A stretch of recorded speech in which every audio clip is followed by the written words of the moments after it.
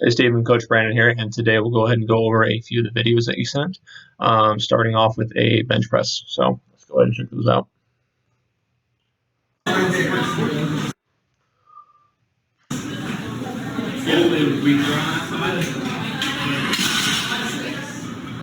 So the first thing that I would suggest is that we set ourselves up to have a good amount of backwards motion where your elbows are, but I think that we're losing quite a bit of tension off of your chest.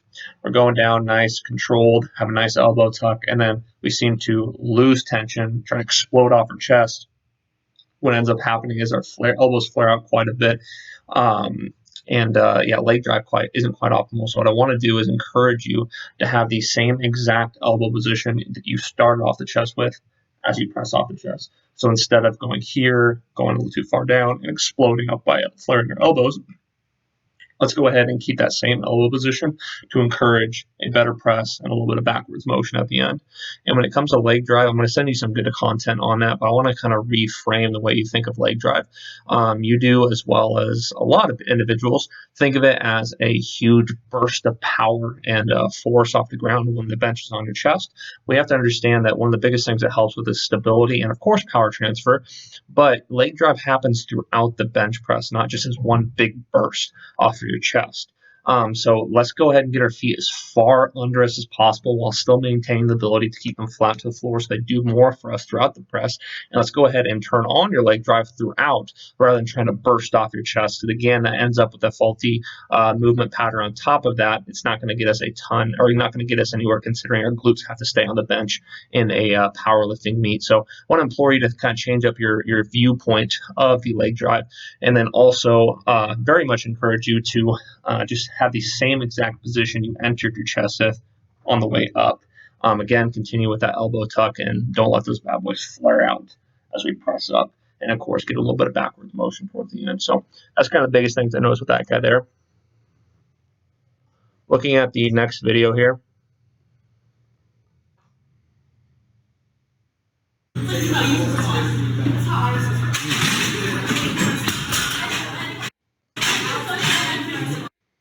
So the first thing I notice is that we have a lot of forward motion when we come off the floor, when we break the floor for the bench, for the deadlift.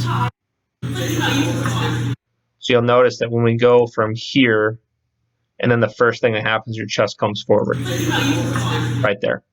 Now, the reason that happens is always because of not a patterning issue, a tension building issue.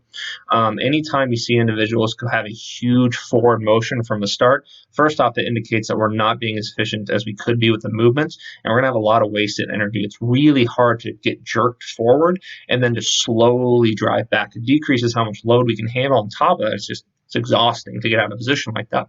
So what I want to encourage you to do, I'll send you another really good video that we have on the conventional deadlift and how to set up for it. But I want to encourage you to really work hard at building tension, taking the slack out of the bar. The hardest part of a deadlift should be the tension building portion. The harder you work to build tension, the easier the rep is going to be. And right now, we're not really building tension. We're just getting into position and going. And then on top of that, I do believe that our hips are dropping just a little too low. Usually a ton of forward motion indicates that our hips are a little too low.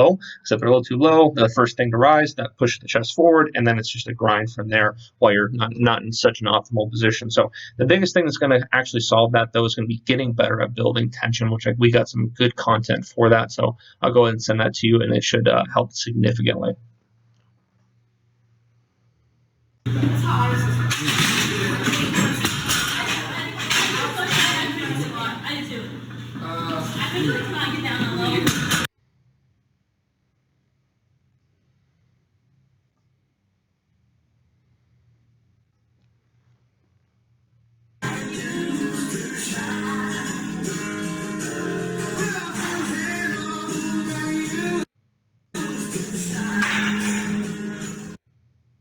So the first thing I'm noticing is that we could definitely benefit from better breathing and bracing mechanics. Though there's not nearly the same amount of injury risk with a squat or a deadlift, so people could say that's a little less important for a bench press. It's still very important from a stability and power transfer standpoint. And even though myself, I'm a relatively lower body fat percentage individual, usually walk around sub 10, I'll still create a big belly as a bench press. We should see and that big brace right before we actually ascend in the hole, and we're keeping that power belly we've created through a good diaphragmatic breath and brace. And instead, what I'm seeing more of is that you did get a decent diaphragmatic breath, and then you suck in, which tells me that we're not quite bracing at our fullest capacity. But that's kind of the first thing I noticed looking at the video a little further.